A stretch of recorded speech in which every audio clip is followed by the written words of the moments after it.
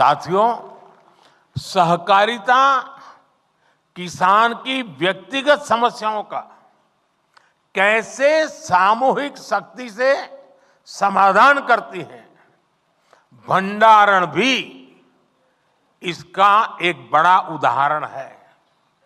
हमारे यहां भंडारण से जुड़े इंफ्रास्ट्रक्चर के अभाव में किसानों को बहुत नुकसान उठाना पड़ता था। पिछली सरकारों ने कभी इस जरूरत पर उतना ध्यान ही नहीं दिया, लेकिन आज सहकारी समितियों के जरिए इस समस्या का हल किया जा रहा है। दुनिया की, ये अपने आप में बहुत बड़ी बात है, दुनिया की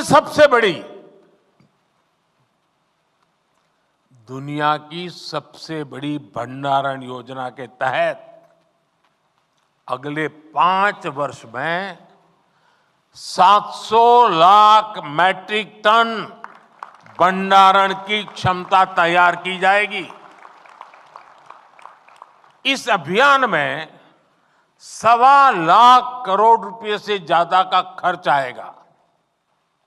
इस योजना के पूरा होने पर हमारे किसान अपने उत्पादों को अपनी जरूरत के मुताबिक भंडारण में रख करके स्टोर कर पाएंगे।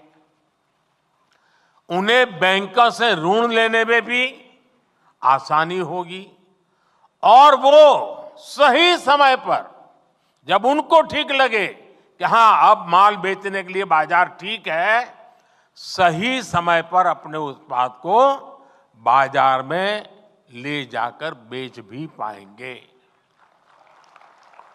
साथियों, विकसित भारत के लिए भारत की कृषि व्यवस्थाओं का आधुनिकीकरण भी उतना ही जरूरी है। हम कृषि क्षेत्र में नई व्यवस्थाएं बनाने के साथ ही पैक्स जैसी सहकारी संस्थाओं को नई भूमिकाओं के लिए तैयार कर रहे हैं। ये समितियां अब प्रधानमंत्री जन औषधि केंद्र का भी काम कर रही है। इनके द्वारा हजारों प्रधानमंत्री किसान समृद्धि केंद्र भी संचालित हो रहे हैं। हमने सहकारी समितियों को पेट्रोल और डीजल के रिटेल आउटलेट में भी बदला है। कई समितियां पर एलपीजी सिलेंडर भी मिलने लगे हैं। कई गांवों में पैक्स पानी समितियों की भूमिका भी निभा रही है। यानी पैक्स की ऋण समितियों की उपयोगिता भी बढ़ रही है, उनकी आय के साधन भी बढ़ रहे हैं। यही नहीं, सहकारी समितियां अब कॉमन सर्विस सेंटर के तौर पर गांवों में सैकड़ों सरकारी सुविधाएं भी दे रही है। अब कंप्यूटर के जरिए ये समितियां टेक्नोलॉजी और डिजिटल इंडिया से जुड़े अवसरों को और बड़े स्तर पर किसानों तक पहुंचाएगी। इससे ग्रामीण क्षेत्र में युवाओं के लिए रोजगार के नए अवसर भी बनेंगे। साथियों, विकसित भारत के संकल्प की सिद्धि, इसके लिए मैं आप सभी की भूमिका, सहकारी संस्थाओं की भूमिका का महत्व बहुत ज्यादा है, इस बात को समझता हूं। इसलिए आप सभी से मेरी अपेक्षा भी कुछ ज्यादा है। और आखिरकार अपेक्षा तो उन्हीं से होती है जो करते हैं। जो नहीं करते उनसे अपेक्षा कौन करेगा?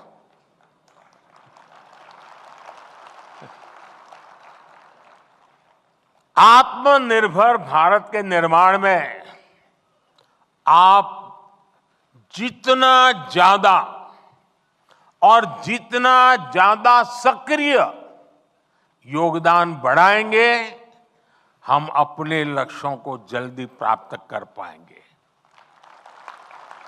आत्मनिर्भर भारत बनाए बिना विकसित भारत बनाना संभव नहीं है। आपके सामर्थ्य, आपकी संगठन क्षमता को देखते हुए मेरे मन में बहुत सारे सुझाव आते रहते हैं। सारे तो अभी एक साथ नहीं बताऊंगा आपको,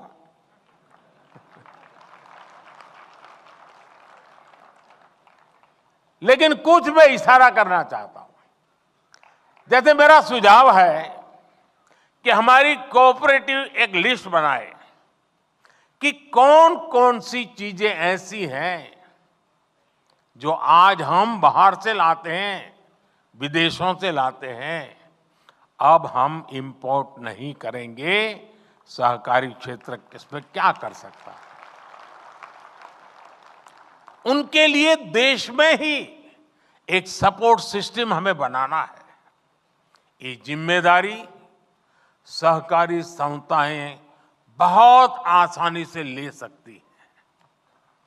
अब जैसे हम कृषि प्रधान तो देश कहलाए जाते हैं, लेकिन ये भी सच्चाई है कि जो कृषि प्रधान देश के रूप में हम पिछले 75 साल से गीत गाते रहते हैं, लेकिन ये दुर्भाग्य देखिए, हजारों करोड़ रुपए का खाने का तेल हर वर्ष इंपोर्ट करते हैं।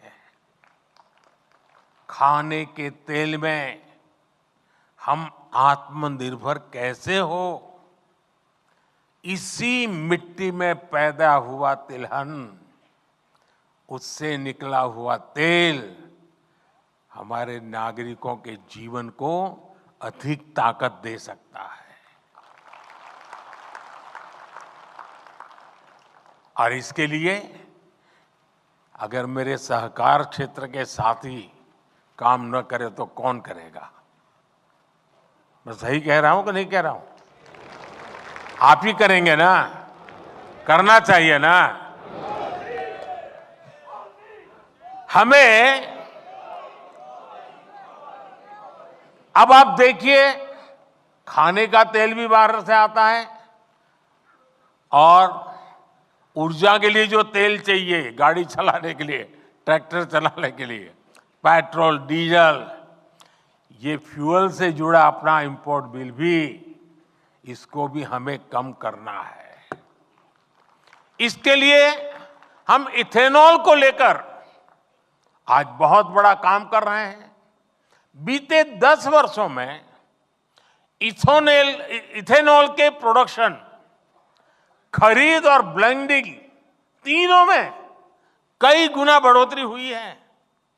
आज ये काम ज्यादातर चीनी मिलों के जिम्मे है और सरकारी कंपनियां उनसे इथेनॉल खरीदती है। क्या इसमें सहकारी समितियां नहीं आ सकती है क्या? जितनी ज्यादा आएगी उतना ही इसका स्केल और बढ़ जाएगा। दालों के इंपोर्ट को कम करने का, अब देखिए कृषि प्रधान देश धार बाल से ला करके खाते हैं। दालों के इंपोर्ट को कम करने के मामले में भी मेरे सहकारिता क्षेत्र के लोग बहुत बड़ा काम कर सकते हैं, अग्रणी भूमिका निभा सकते हैं। मैन्युफैक्चरिंग से जुड़े भी अनेक छोटे छोटे सामान हैं जो हम सभी इंपोर्ट करते हैं, लेकिन कोऑपरेटिव्स की मदद से हम उन्हें देश में ही बना सकते हैं।